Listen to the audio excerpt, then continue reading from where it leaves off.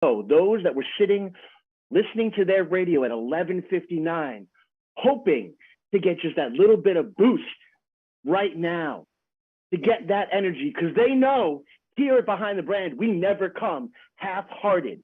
So as you are continuing to crawling back from your weekend into your work week, I want you to understand right now, we are bringing to you a phenomenal musician. Right now, we are bringing to you someone that has long history with prestige. Right now, straight from Hartford, we are starting this week off on a high note.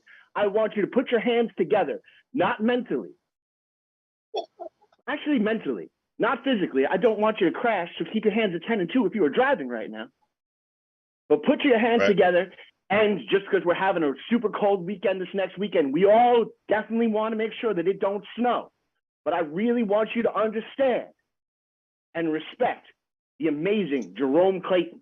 What's going on? Look, hey, man. Best intro for an interview I have ever, single-handedly, like hands down, man. Hands down, man. You made me sound like somebody. I like that, man. I like that. It's his job, and he does it extremely well. Hey, man. He really does. I want everyone, when they rewatch this, to watch Jerome's face as I do the intro, because he caught what I was doing. And if you guys can figure it out, it's dope. But if you can't, that's just a moment for me and Jerome. Oh, for sure. Yeah. And if you don't know what was going on, I highly suggest you go find some of my music, and maybe you might have a better idea of what was happening there. But man, thank you so much for having me on, man. I'm super excited, and even more so now that intro just happened, for sure. Rome, it's been a long time. How are you? Man, I'm doing well. I can't really complain too much. I mean, your musical journey has been crazy. I think when I met you, it was like a little over 9 years ago, and yeah, it's been a minute. And you've been going everywhere. You went to Cali, to Connecticut, to different other stuff to perform, and just I think this whole journey has been a lot of growth for you. Am I right? Oh, for sure. Yeah. Nonstop. Definitely. Now, for the people who are introducing you, for the people who are getting to know you for the first time, I don't want to slur my words. Who is Jerome Clayton, and why did you choose music? Or actually, better yet, why did music choose you? Great way to put it, man. I don't know. I come from a not so musical background. You know, my pops gets an A for effort. But my mom could kind of hold the note. I have to give my mom's credit on that. But we grew up, Gotcha. I grew up very, of course, as you know, and for those that don't, I grew up in church, so playing instruments and singing and doing what trying to use my voice. And, looking back, I always felt like, oh man, I was going to be a songwriter. I would make up little jingles to video game music. While I was playing it. If anybody, if you know me, I'm a fan of video games. Shout out to the Supersonic necklace here. I'm a big fan of video games now. What I used to do is just while I was playing video games, I sang along to them, and that's really how I felt like, oh, you know what?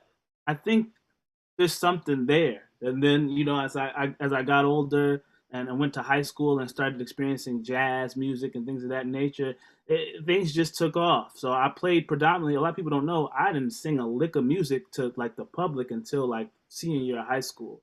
I started just playing drums, and that's what I was known for. I was like the school's Nick Cannon and stuff like that. So, and I'm paraphrasing just to give y'all a quick idea of my musical journey. And then, absolutely, after all that happened, I ended up recording my first song in a studio, and I was like, you know what? I think I got something here. And from that point on, I just stuck with it. And for me, I felt like I wasn't breathing if I wasn't doing something musically related. And that's where I realized, okay, this is more than just a hobby. It's more than just, something that makes me feel good. It's a life source. And once I learned that it was a life source, I did everything I could do and I do everything I can do to continue to create, because I feel like that's what's keeping me alive, and that's why I'm here. So what broke you out that shell at 17? Just get on the microphone and just, experiment with your voice. Oh man, a different number of things. I had always been, like I said, I've been known for drumming, but I really love the sound of jazz band. Really love the sound of jazz band, and I just loved the way the vocals were, and I love the way that even if it wasn't vocals, the woodwind instruments, the way that they sounded together. And I'm just like, man, I can't play any of those instruments. I'm good with rhythm, but I knew I had some kind of vocal ability. So I was like, let me just go into a studio, and I did have some supporters, my older brother being a main supporter of mine, and some people in my church family was like, yeah, you should just go record yourself and see what it's like.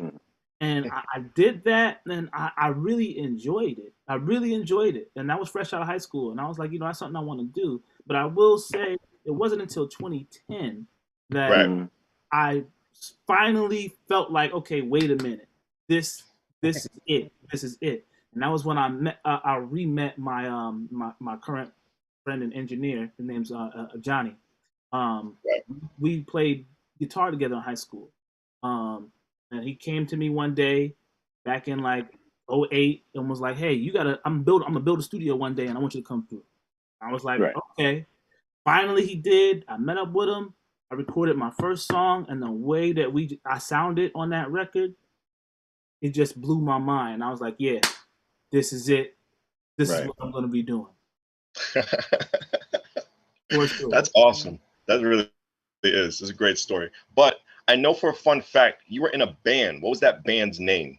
And you performed at a concert. I think it was like near like a Six Flags, like a theme park, somewhere like up there in the Massachusetts area.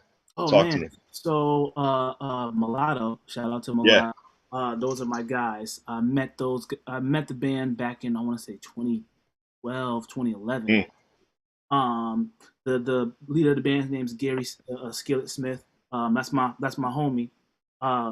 He came to the studio that me and my homie Johnny were at, and I was talking with him, and then we just started performing in local nightclubs and stuff like that in the Massachusetts area. And then some years down the line, back in 2014, I had the opportunity to go on VH1 for what's called Make a Band Famous. And it was like over 2,500 bands, and they whittled it down to 25. So we had made the top 25, and then they brought the top 25 on it was a 48-hour live stream event. This was the first time it was a piloted event. And we went down to New York, and they had us. It was crazy because it was a bunch of people there, a lot of talent there, a lot of great musicians and all that good stuff. And I remember I had to lie to my job and tell them like I was sick, and a lot of us had to, because it was a once in a lifetime opportunity. A lot of us lost our jobs, to be honest with you. But it's sacrifices, you got to make them. But the first round we had to sing for 60 seconds, an original song.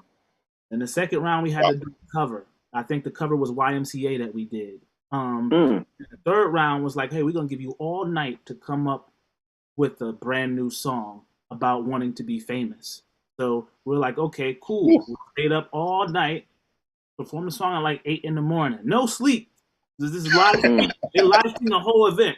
No sleep. And then it was like, okay, after this, you're going to go busk on the streets, and whoever gets the most money gets to open for this particular artist. That happens right after that. So we were on Brooklyn streets busking for money. Everybody had their corner, and we did that. And every time we were going to get eliminated, I thought we were going to get eliminated, we kept making it through the round. So it was a crazy experience, man. It's a much longer story, but long story short, we made it to the last round, and we met some great people. I met Adam Blackstone, who I don't know. That's the MD. He does all the award shows. So if you're watching the great and stuff like that, that's a good connect. Directing all of those. I met Natasha Bedingfield, who was absolutely wonderful. The guy who the leader of All American Rejects was the host of the show. So it was just a lot of good. It was a great experience, and that was like my first taste of, oh man, it's really possible. It's possible. Like this is a life that I want. and I'll continue to pursue. Was that the first time you were ever challenged musically? Yes, I feel like that was the first time I was challenged as far as vocally, because I'm singing for 48 hours pretty much. I'm writing music, I'm prepping, I'm doing all these things, and it's not by there's time constraints. When you're doing it on your own, in your own space, you're like, okay, yeah, I could probably bang out whatever, but under the conditions and what the content was, when we had to play with toy instruments one time, so like it was extremely challenging for us to always come up with something fresh and new within the time constraints. So I also felt like that really pushed me to be even better than what I felt like I was at the time. I feel like I came out that experience as even a better musician, just by nature and by what they had us do. It's like you took that thing right out of my brain. You picked back what I just said. That probably did make you a better performer, especially when it became in the studio, just with time restraints and making yourself better and just growth. And one thing I love about you, you're always on social media, just showing your friends, your friends too, but showing your fans and the audience just how you create your songs and just different type of rhythms and melodies. I remember I saw one video you were just recording a beat from piano, and it was just really beautiful to see. And it feels like this is your therapy when you go into the studio. You need this. It's for your mental health. You think it's the best thing possible. And speaking of mental health, you growing as an artist, you had to break away. You had to go to California. What made you lead to that decision just to break off and, go on your own wings, leave the nest of Connecticut? Man, I swear one day I'm gonna do a documentary, because I feel like there's so much that has gone into has gotten me to where I am. But I'm gonna do my best to try to make a long story short. I felt this was continue. We're with this. This was back in like 20, I want to say 16, right? It had been a year or two since the VH1 event, and I mean, and let's not act like when you're on stage in front of all those people, there's not a high you get. There's a high you get from that, and then seeing the people sing your songs, things of that nature. Yeah. I mean, it was crazy. So after all that happened, and like I lost my job, and I'm trying to get back on my feet and all that stuff. I'm still creating as much as I can. I ended up finding a good job. I ended up getting stable. I ended up, having the things that I need to have. I had the time. I had the money, and I'm like, okay, this is great, and I'm creating. But I was feeling like, I felt a little stagnant. I was feeling like, what's next for me? After coming down from such a crazy event, like I want to continue to show people what I'm capable of doing and prove to myself that I'm capable of doing what I want to do. And then I remember scrolling on Instagram. This is the magic of social media, because I know we talk a lot about the crappy parts of social media. Of course, so. We put it, but this is one of the positives. I was scrolling on Instagram one day, and I'm like, okay, scrolling, and it was like, hey, have your song reviewed by Babyface and his team. And I was like, oh, okay, why not? Like, let me see what this is about. And it was like, then I'm looking, and all of a sudden I get to the paywall, and I'm like, oh, it's a paywall. And they're like, how much is it?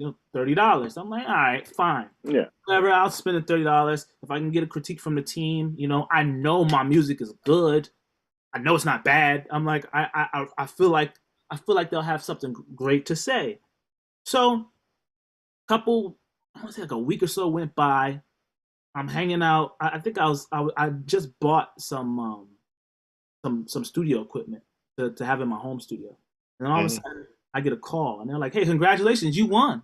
And I'm like, "Okay, what kind of telemarketer? Or what is this?" And they were like, "No, this is so and so from the program you signed up for to get your critique." And I'm like, "Oh, okay." So they send me the critique, and I'm looking at, and they're like, "Oh, you sound good, yada yada yada." And he was like, "Yeah, but on top of that, you won an all expenses trip paid to California, and you're gonna be in a house for a month and a half, and all you're gonna do is create music with your peers, and that's gonna be that." And I was like, "You're lying, but okay." Send me the information, fine. They send me the information. I'm like, whatever. I get all the way to the airport because I'm still skeptical. You know, I'm like, I get to, you know, I show them the email. They pull up the ticket. They're like, okay, yep, this is the flight to California. I'm like, okay. Well, if nothing else, it's a free flight to California. Yeah, word. So, Hey, you're take like, it.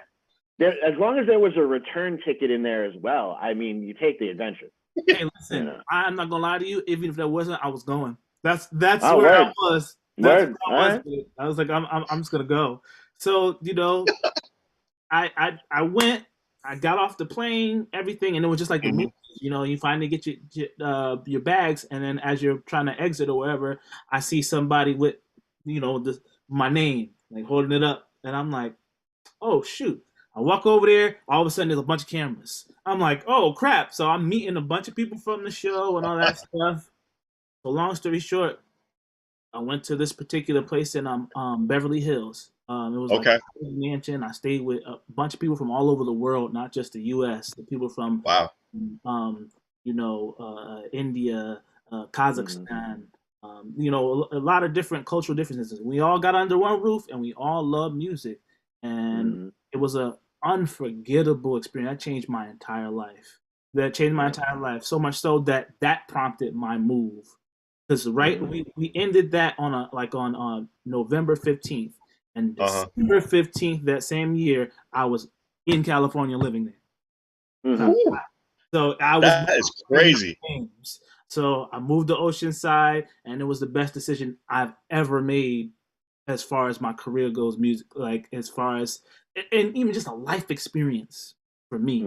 And this is a life experience and a changing moment on WNHH LP 103.5 FM New Haven. Myself, Prestige, and my partner in crime, Long Island Raised, Elm City made, EZ BlueZ is in the building. Jerome Clayton is with us on Behind the Brand. We're learning so much right now with this whole story from California. EZ BlueZ, what do you have to say about this experience?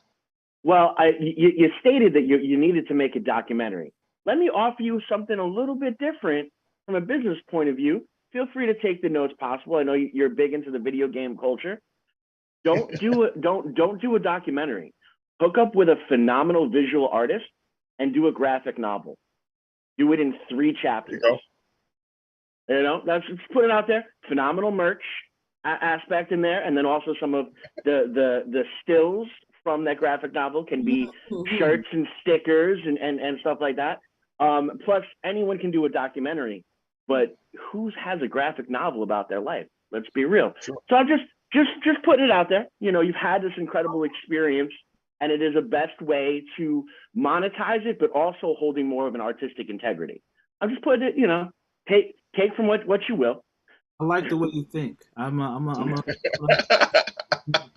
what I mean? I like the way you think. I'm a visual person, so the music immediately I go to that, you know, more on that. Right. I do know that there are tons of people that are really into books.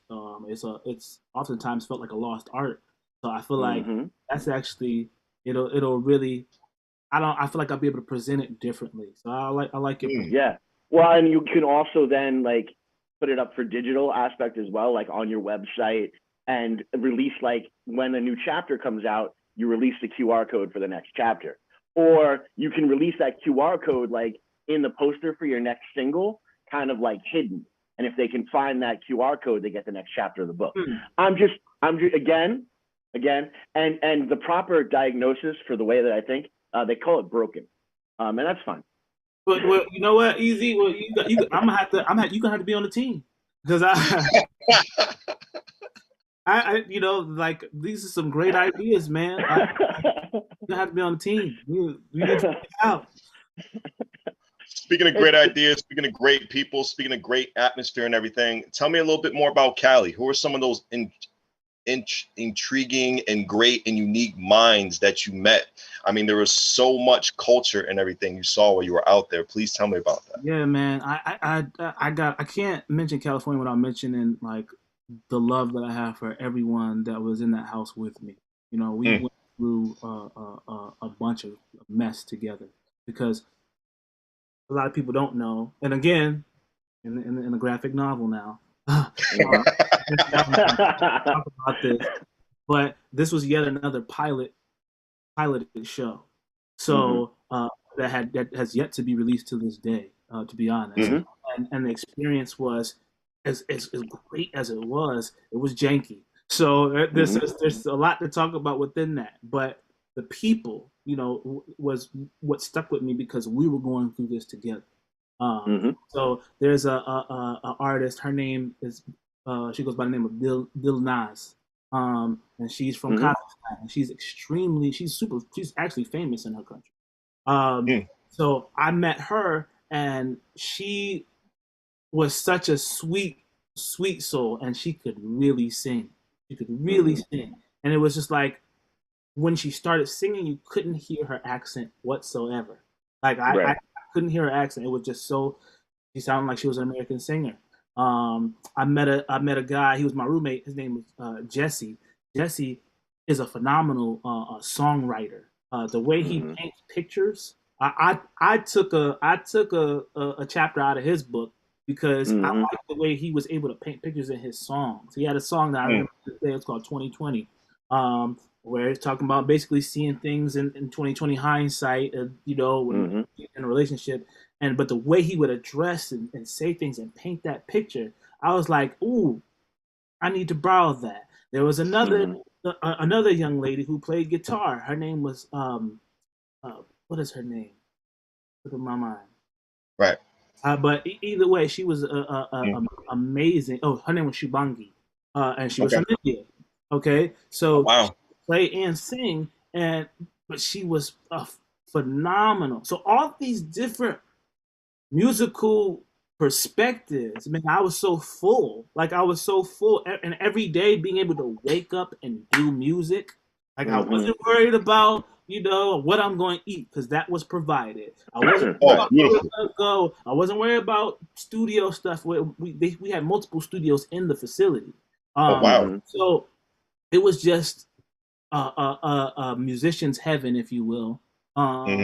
And just such an eclectic mix of people. So those people, and they're still doing their things today. We still do keep in contact, semi-frequently. But I wish nothing but the best for them because we learned so much together. And of course, I met people like Randy Jackson, who was awesome. I met Jeremy Renner, and I know he's recovering right now from that accident. But I met him. He was an awesome, really awesome guy. Walter Afanasieff. Walter is a producer that he produced for people like Celine Dion, Barbara Streisand. I mean, I had the pleasure of going to his house and playing music for him. He was responsible for the production on All I Want for Christmas Is You. I mean, this is a legendary guy. I met the dude that directed this, that created the soundtrack for Die Hard. So like I'm meeting legends, and we're just actually chopping it up and talking, and that's when another moment where I'm like, okay, it felt like that's what I was supposed to be doing, I felt very comfortable and in my element. I wasn't necessarily starstruck. I knew that these were great people, but I was just so happy to be amongst the people that just went out and did what they wanted to do, and it was music, and we're here for the same reasons. It just touched me, you know what I mean? I met Babyface. I ended up meeting Babyface, which was at a gala, which was amazing. So there are, even though the show quote unquote never came out, there are things that I've experienced that can't nobody take away from me because it was for me, and it was amazing. So I mean, I've met plenty of people. I just want to continue to, make music and hopefully one day get to really sit down with those people and go, hey, I'm here now, So you're at the best place possible. You are a sponge. And you loved every minute of it. Always, and I'll always continue to be a sponge. I think I feel like there are people I can learn from that aren't necessarily. People like to say, well, I'm better than this person. Like, yeah, okay, that's better is subjective, but there's something to learn from everyone, because nobody sees things the same way you see them. And if you understand that, then you understand there's value in another person's vision. It's true. And that's what I take from. So I know everybody's got different experiences. Everybody's gift is not mine. So I like to see what those gifts are. I like to pick out what I like about them. I keep it moving, and I feel like that. Had on the show I thought 2 weeks ago. Oh, I'm sorry. No, you good. You good. But I was saying that's what keeps me sharp. I'm just always studying. No. Same. I think that's the mentality that everybody should have. And it definitely comes to my next question. A guest we had on last month, Ken Brown.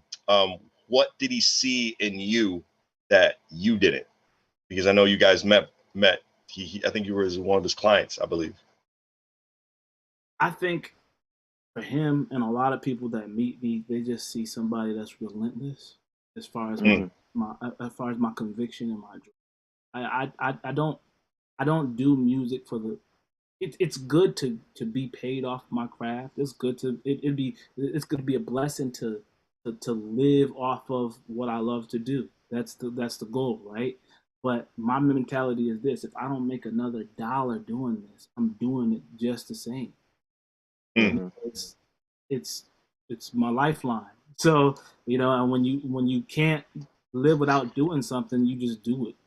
I don't, and music is one of those things that's never let me down. I mean, we got a tumultuous relationship, but it's never let me down. Music it's been here a long time ago. It will be here, and the music that I make will be here after I leave, and that is it's so important to me to immortalize myself, me.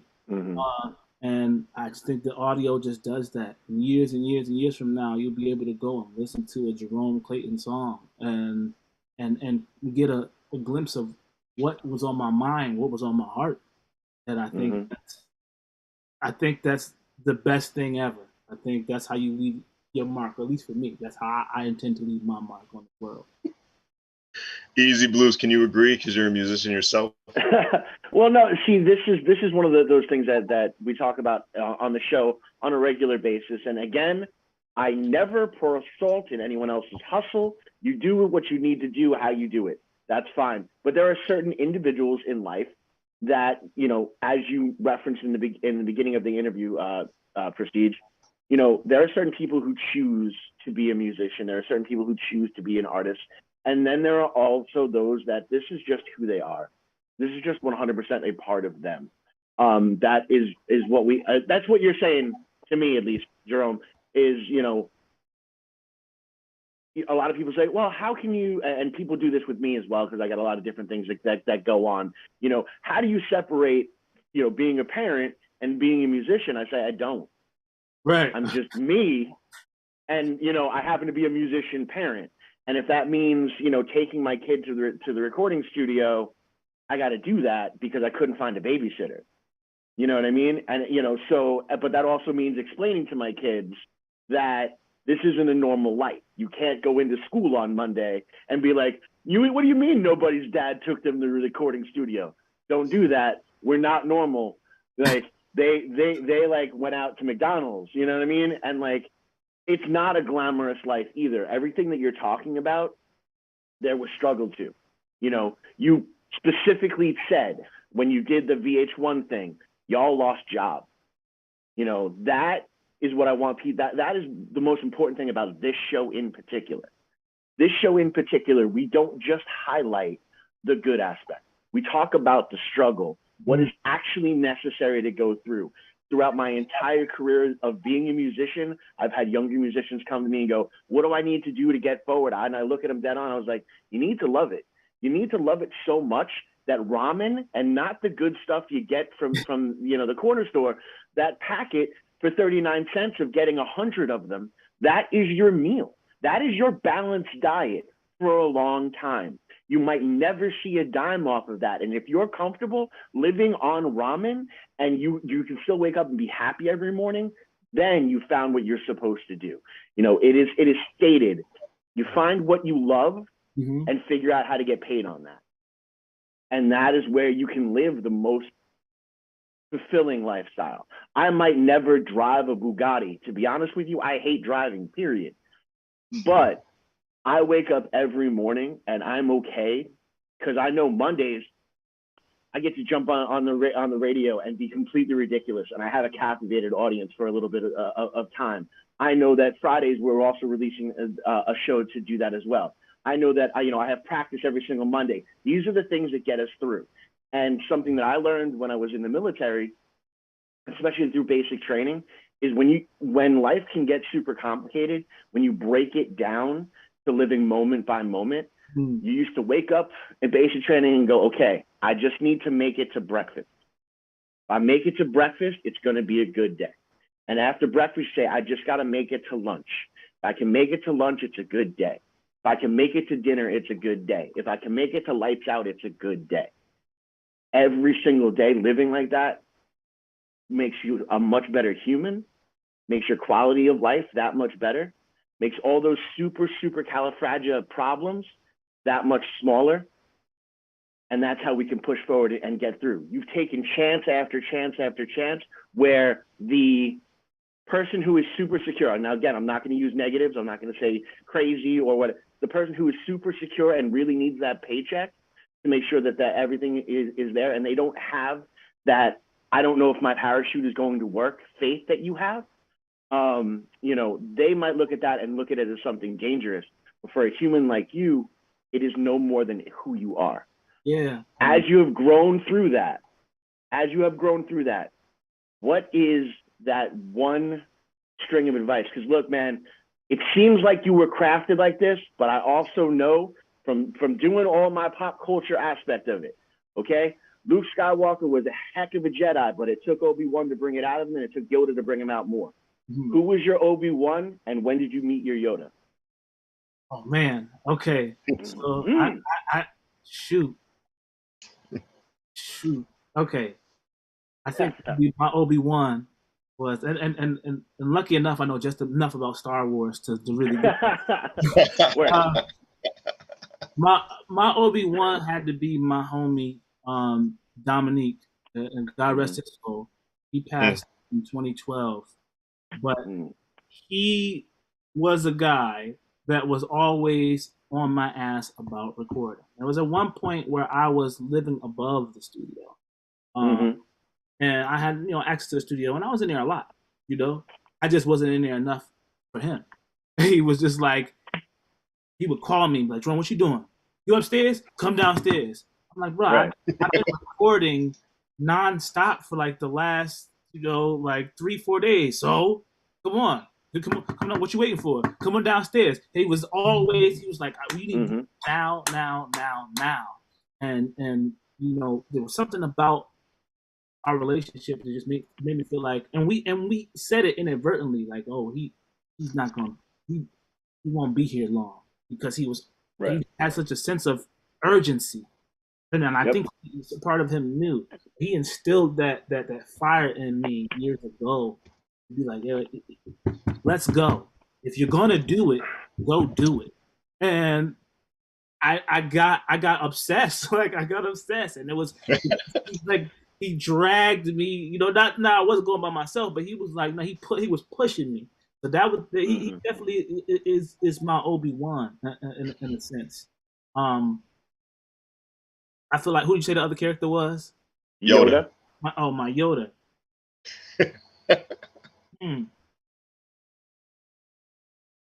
Yeah, I'm in deep thought. Man, that's what I love about this.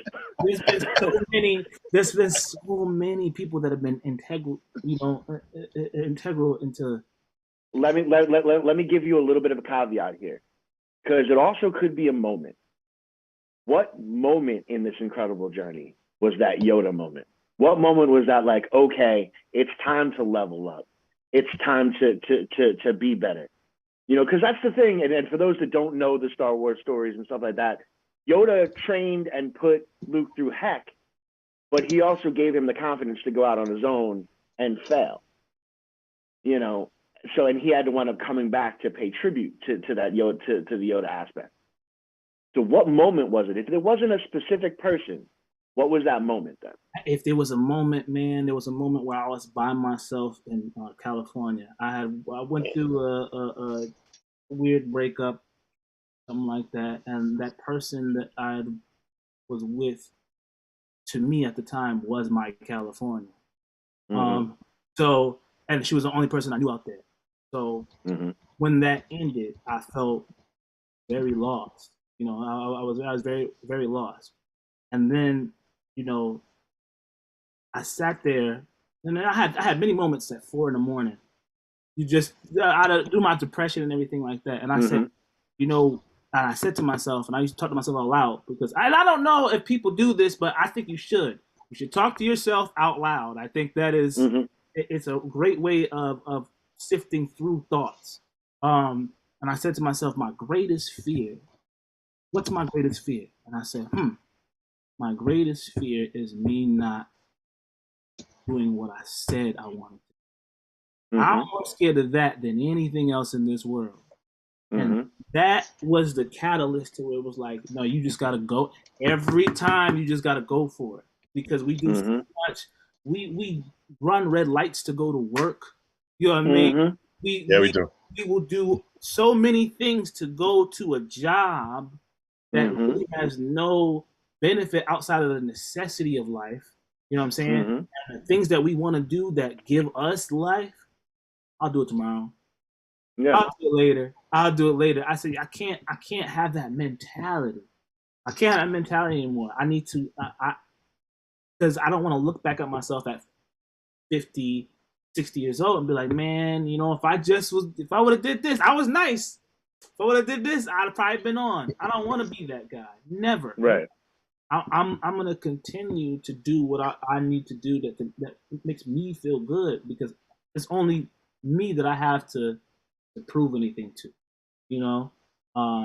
So I'm just a very self-driven person, and that particular was a moment where it just clicked for me, and I'm just like, all right. And a lot of times as musicians, I'll throw this out there, as artists, we get caught up in trying to do things at a certain time because, you know, time is fleeting. And we understand this, and especially the industry. And if you want to do certain things in the industry, you're hoping you hit before a certain time. I stopped putting that on over my life because that was causing me to create. It was causing me to create in a box. So I got to a point where I was just like, you know what? I'm just going to realize that everything that I do is working towards the goal. So even if I'm not necessarily in the studio writing music, my brain is always, I see music in life. So because I see music in life and things of that nature, I'm taking in all these life experiences so that when I finally sit down and I want to give people a song, it's curated and it's from that place purely and authentically. It's from where it should be from. It's not something I fabricated because I'm just trying to be on time for something. Speaking of time, it's time for me to say this. WNHHLP 103.5 FM New Haven, myself, Prestige, and my partner in crime, Long Island Raised, Elm City made, EZ BlueZ is in the building. Behind the brand, my good friend, Jerome Clayton. I hope I didn't lose your train of thought as time goes on. Go right ahead, Jerome. Hey, look. All I'm saying is this is probably far the best interview I've had in years. I still got to put that out there. I'm putting it out there. I already recorded this, so they can't say years later when I say that I had the best interview on Power 105. You can pull up. I got receipts. This is dude, I'm that dude, bro. I'm that dude who I will call in. Well, I'll be like, nah, man, hold on. I got something I got to play you real quick. This is see, he lying to you right now. You lie. They're gonna have me looking crazy on the tabloids, man. But yeah, I like I said, I'm just on fire for what I've been blessed with naturally, and I don't want that fire to ever die. I think it's our responsibility to cultivate the gifts we are given until we leave the earth. And that's what I continue to do. Do I always do it at the rate that I want to do it at? Nah, it doesn't happen like that, because there are things in life that happen. But all those things that in life that happen, I literally just soak in, and one day it just comes out on a song, and it makes me. I'm like, okay, great. I experienced this bull crap for a reason, and that's what makes everything all worth it for me. everything needs to come around full circle. Mm-hmm. I've seen videos of you at the Stone Soul Festival. It looks like you had a lot of fun there. Tell me about that experience. I've done the Stone Soul for like years upon years. I want to say Wow. I've been released for like 6 to 8 years. Though again, that's something that me and Mulatto that Mulatto got me into, and Massachusetts in general shows me a lot of love. I spent a great deal of my life up in Springfield, Massachusetts. My dad pastored a church in Springfield. And then, a lot of the musical stuff that I do out in Springfield. And then VH1 was huge because Mulatto was a band native to Springfield, and they really rallied behind us during that time. And ever since then, the city still rallies behind them and still watches them closely. So as such, I've gained a great deal of respect from, Springfield citizens and stuff like that. So whenever I come to events, they know who I am. They know that I sing with Mulatto, and one of their favorite songs to hear me sing is "Holding On," a song that I wrote a long time ago that still really resonates today. And that's why I say, man, I'm happy that I'm not in the rat race as far as trying to create the right now product. I'm just trying to give something I'm trying to give something for people so that they can feel the either need to move on, or so I'm trying to inspire people. You know what I mean? And that's how you do that. And Stone Soul was a great opportunity for me to display my gift live. And that's another element that I absolutely love about the game, is singing live. It is a different connection that you get. But Stone Soul is always great. I try to always have my camera people out there for Stone Soul so that they can capture the moments and stuff like that.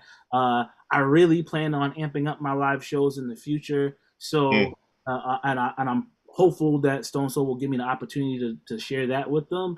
But all in all, I have nothing bad to say. Every time is a great experience. A lot of good food, a lot of good people. And sometimes you worry because your Springfield sometimes is a little crazy. But every time that I've been able to do Stone Soul, it's been, nothing bad has happened. So I'm very fortunate in that fact too. But unfortunately, we're unfortunate right now. This time's getting close to the end for the broadcast. But we want to give this a little bit of time for you. There's going to be probably like a 3-4-part question. So just give me a little. All right. Give me a little ease with this, okay? I want you to tell the audience just a little perspective advice for anybody who wants to go to a similar path as yours. Plug yourself, all social media possible, anything, and also anything you got coming in the foreseeable future. Easy, that's a 3.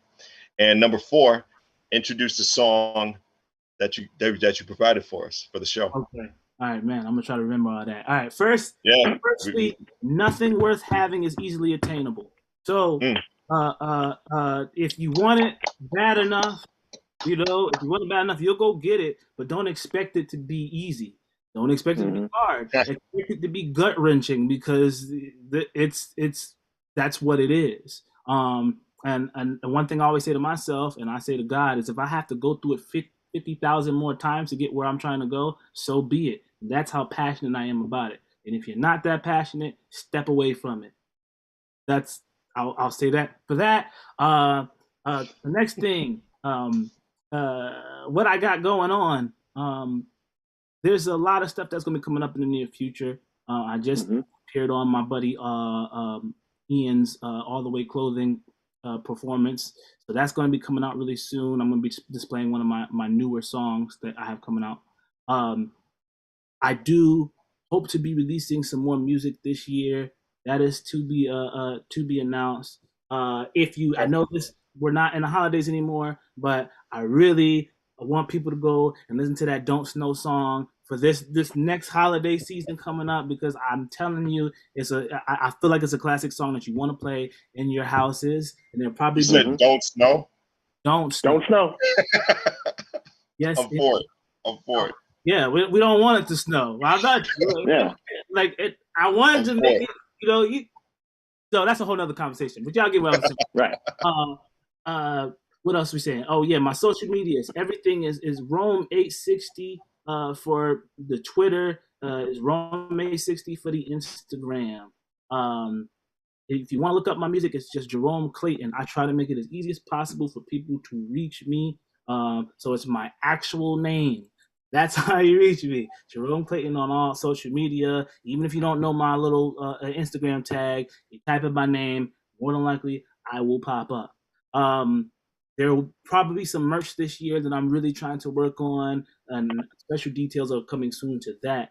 And lastly, the song that I have for you all today is called "I Like That." It's featuring my good friend T Swan from Massachusetts, and we made music for years. We're probably gonna be putting out a project, at least I would hope.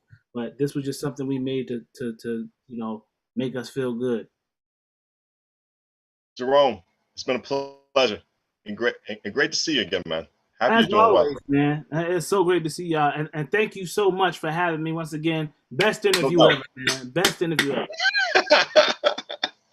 Jerome Clayton on WNHH LP 103.5 FM New Haven, myself, Prestige, and my partner in crime, Long Island Rays, Elm City Made, EZ Blues. Thank you, Jerome. Appreciate you.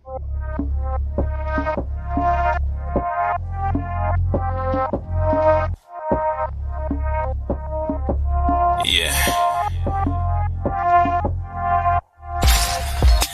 He broke my heart so many times, and he told you so many lies, but you stuck with him. Then you say you can't take no more, but we all know how the story goes. So you end up feeling alone. And all of the pain you ignored starts to settle in. And the weaker you grow, you call for him, and he sees you. The distance, girl, you're crawling back, baby. Broken hearted, yet you're still intact. And I see you crawl, crawl. I see you crawl, crawl, crawl. And I see you crawl, crawl, crawl. And I see you crawl, crawl, crawl. We meet and you ask for advice. I see the pain that's in your eyes. Because I love you. I keep what's really on my mind to myself, because I know if I told the whole truth, you'd probably hate. Now you feel exactly how I felt, because this man is doing the same thing that you did to me again. Still I love you regardless of what you've done to me. In the end I know where you're supposed to be, but I see the distance, girl, you're crawling back, baby. Broken hearted, yet you're still intact. And I see you crawl, crawl, crawl. And I see you crawl, crawl, crawl. And I see you crawl, crawl, crawl. And I see you crawl, crawl, crawl. You said I'll be okay. I felt there was no way, but I've come to see you were right. Maybe I was too naive to think that you'd be the same. You told me, take these baby steps back into your life and make it right this time. Maybe happiness will find you. Well, I hate to be that person in the crowd that has to remind you this ain't the way I'm doing things, ain't the way you show you care. Blocking out those memories, even though I know you're there. It's hard enough on me to know you lay in bed with someone else that gets your actions that you'd rather say instead of me. So if you want me, then get back up and walk it out before you sink too low. Cause I know it's hard, but if you are my heart, there's more you need to show to me. In the distance, girl, you're crawling back, baby.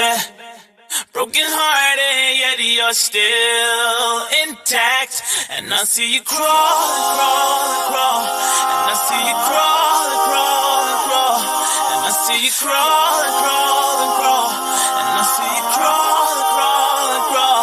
Falling back.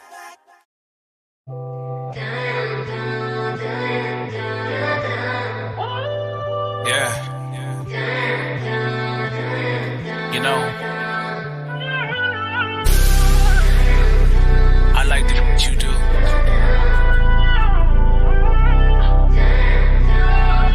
Check this out. Yeah. So the mean this forever ain't no turning back. This shit we got is real, baby, and that's a fact. That's why I hustle and do the shit that I gotta do. And I know I can never find me another you. I done beat myself up bad when it ain't right with us. And I know deep in your head you be like, what the fuck? I made some bad decisions, I'm tragic with it. Sometimes I let my trauma from my past come visit, but they gon' call you crazy. You do all the shit that they don't do because they lazy. And I know you feel like no one really understand, but I promise I'm doing the best I can. Cause your value, you a stallion too. We gon' hit Miami or if you want Malibu, yeah. And you know I only speak facts. You got all that extra shit that they lack, plus you black, and I like that. Yeah. When I leave, she be calling me right back. And I like that. Oh yeah, I said I like that. Yeah. When I leave, she be calling me right back. Said I like that. Yeah. Said I'm in this shit forever, ain't no turning back. Ain't no killer, but for you, I'll take a murder rap. And the way you got me hooked is like you serve me crack. I'm a junkie for your love, you know I yearn for that. Got my love and respect, I'm trying to earn it back. Every time you go, I'm hoping that you hurry back. You make me wanna take you down no matter where we at. I'm looking at her like I don't even deserve all that. She be holding me down when it's no one around. Probably taking her with me if I go out of town. I'll be showing her off, cause she knows she a boss. If you had her before me, then you totally lost.